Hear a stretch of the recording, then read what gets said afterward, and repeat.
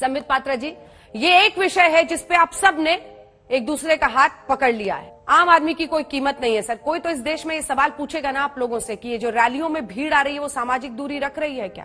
इस देश के प्रधानमंत्री से लेकर तमाम मुख्यमंत्री आकर समझाते हैं मास्क कैसे पहनिए, सामाजिक दूरी रखिए, और फिर रैली में बुला लेते हैं।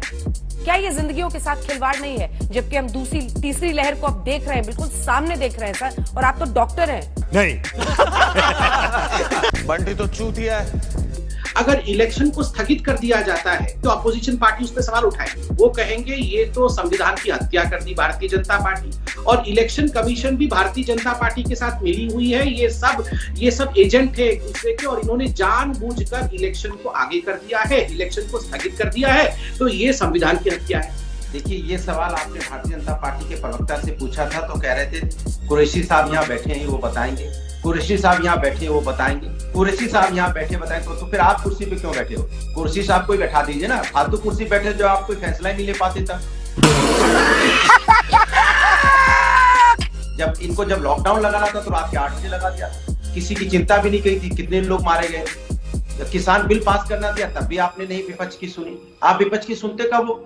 जब आप फैसला लेने में गड़बड़ाने लगते हो तब दूसरों पे वो बताएंगे अरे देवा ये गड़बड़े बाबा।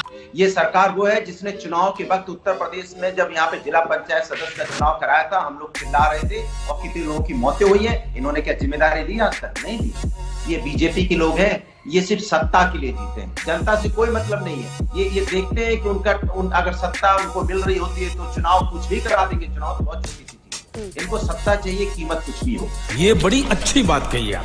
अब सरकार को ये लग रहा है कि रात में कोरोना आता है, दिन में कोरोना नहीं आता है, तो नाइट कर्फ्यू लगा दिया सरकार ने। अब सरकार को आता है कि वीकेंड में आएगा कोरोना, बाकी दिनों में नहीं आएगा। अब बाकी दिनों में छूट दे दिया सरकार ने। सारा काम तो सरकार कर रही है अंजना जी। खान साहब, तो देखिए एक सेकंड, जो नाइट कर्फ्यू और वीकेंड कर्फ्यू पर आप बोल रहे हैं वो सही कह रहे हैं, सरकार का फैसला है, लेकिन धूल मत झोंकिए जनता की आंखों में। चुनाव का फैसला चुनाव आयोग लेता है और चुनाव आयोग तमाम पार्टियों से बात करता है, तो ये आंखों में धूल ना झोंकिए आप लोग। सुन हो गया काउंटर क्वेश्चन आपका, हो गया ना। चुनाव आयोग रैली में पाबंदी लगा सकता है जब तक आचार संहिता लागू नहीं हो जाती है। क्या तमाशा, क्या बात कर रही हैं? जब तक चुनाव आयोग का अधिकार तब होता है जब आचार संहिता लागू हो जाती है, तब चुनाव आयोग का हथौड़ा चलता है। इसके पहले तो सरकार का हथौड़ा चलता है। इसके पहले सरकार की जिम्मेदारी है, इसके पहले सरकार को जिम्मेदारी लेनी पड़ेगी। चुनाव आयोग कुछ नहीं कर सकता जब तक आचार संहिता नहीं लागू हो जाती है। चुनाव आयोग कुछ नहीं कर सकता। इतना छोटा पहले कभी नहीं हुआ होगा। जो पिछले एक हफ्ते में रैलियां हो गई उसका कौन जिम्मेदार है? तो इसलिए इस वक्त की जो सरकार है, चाहे वो सेंट्रल गवर्नमेंट है, स्टेट गवर्नमेंट है, डिस्ट्रिक्ट एडमिनिस्ट्रेशन है, ये सबके पास पूरी पावर्स हैं इन रैली को बैन करने की। दूसरी चीज ये इसका फैसला कौन करेगा? इसका फैसला इलेक्शन कमीशन के पास इसकी पावर ही नहीं है। सिर्फ इलेक्शन पोस्टपोन हो सकता है, चाहे वो एक दिन के लिए हो। साला ये दुख का खत्म नहीं होता बे।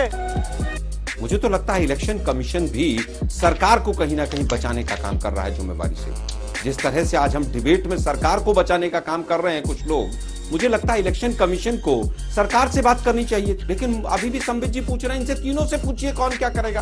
अरे भाई, सरकार आप चला रहे हैं, पकौड़े क्यों तल रहे हैं आप लोग? मोदी जी कहते हैं 2 गज दूरी है, मास्क जरूरी, फिर शाम को आकर यहाँ पर ज्ञान पेलते हैं इस तरह का और दिन में जाकर रैलियां करते हैं। मोदी जी, आप देश के प्रधानमंत्री हैं, आपके सामने 400 लोग खड़े होते हैं, 400 के 400 ने मास्क लगाया होता है, अकेले मोदी साहब को कोरोना नहीं खाता है।